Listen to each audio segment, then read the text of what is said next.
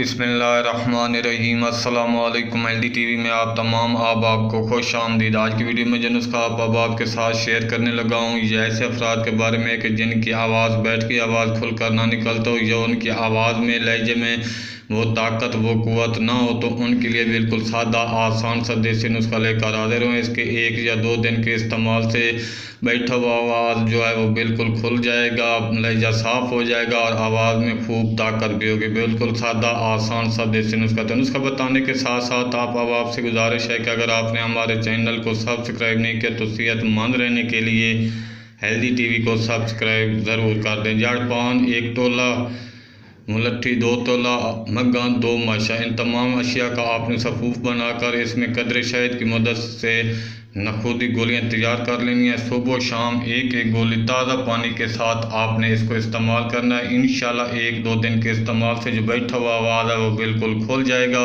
और आवाज़ में खूब ताकत होगी। बिल्कुल सादा आसान सा देसी नुस्खा है। नुस्खा अच्छा लगा तो वीडियो को लाइक कर दें। मिलते हैं अगली वीडियो में एक नए नुस्खे के साथ, एक नए टोटके के साथ, एक नई इन्फॉर्मेशन के साथ। तब तक के लिए अल्लाह हाफिज़।